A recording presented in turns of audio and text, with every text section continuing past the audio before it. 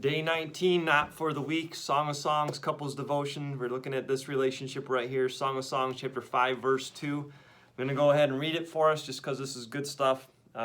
She says this, I slept, but my heart was awake. That means her hubby is awake and she wants to go to sleep.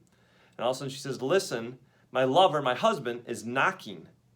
And here's what he says, open to me, my sister, my darling, my dove, my flawless one.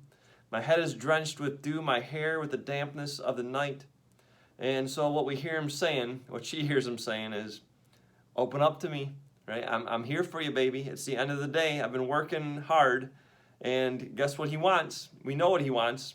In verse 3, she says this, I've taken off my robe. Must I put it on again? Right? I've washed my feet. Must I soil them again? It's as if she's saying, I have a headache. Leave me alone. And so we have conflict. We have conflict, and so today's devotion is based on this, and certainly conflict happens, right? And the beauty of conflict is that it can bring us closer together, right? Conflict's going to happen, right? 1 Corinthians says if you're looking for trouble, get married. Conflict's going to happen, right? And in this great gift that God has given to a married couple to enjoy, we certainly know conflict comes from that, and certainly any great gift, the devil, right, sin wants to destroy it, and so men and women, husbands and wives, right, have been experiencing conflict with sexual intimacy, and certainly we have it here, but the big picture is conflict. And what we see take place, and the beauty of this, is that both spouses end up apologizing to each other, right, ended up forgiving each other. Right? It seems that he has unwarranted expectations, but it also seems that there's some selfishness that she's exhibiting. So conflict, it takes two to tangle. Right? And certainly if we need to apologize, we need to apologize. And most of the time there's always something that we can apologize about, and certainly we need to forgive. What's great at the end of their conflict, it goes all the way into chapter 6, all of a sudden, right, he's reconciling and their relationship is renewed. It's almost as if the world sees something different in them. They have grown in their relationship.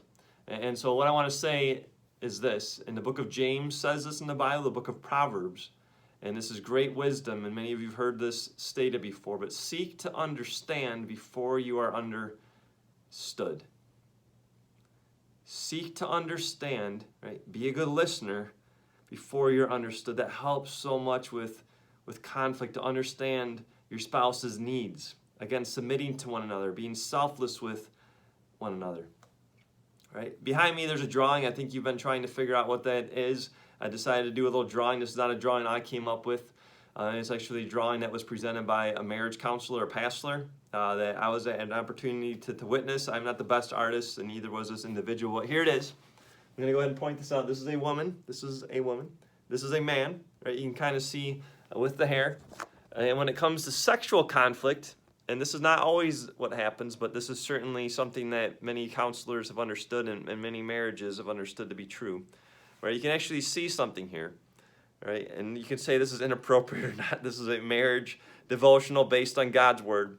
But the woman, right, you go to her heart first, and guess where the arrow goes? I'm not going to describe it. You get the heart, the arrow goes down. You get to the guy, the arrow starts here, and guess where it goes? Then it goes to the heart. There's some truth there. There's some wisdom there, right? Conflict, that we can learn to communicate, seek to understand before you are understood, and that we could resolve things that in conflict, right, that maturity would come out, our true love for one another, right? Certainly no spouse intentionally tries to hurt the other one, right? That doesn't happen. Right? But there's something that's always going to that, and we need to be able to get in each other's shoes, and then truly, right? And I love the scriptures. They talk about how love covers up a multitude of sins. Love, intimate love, a committed love covers a multitude of sins. And so this is day 19. This is not for the week. May God bring you closer to each other, and may you talk. May you talk. Right? What are your needs sexually? What are your needs sexually? Let's talk about that. Let's honest to goodness talk about it. We need to learn to have sex talk. Right now you might feel this is awkward, but we need to learn to talk about sex. And so may you two talk about it, right? What has caused you conflict within the past? Be open and honest, be vulnerable, right? Don't let pride get in the way. Be ready to feel like you're being attacked, but know that you are not attacked by your spouse when they bring things up.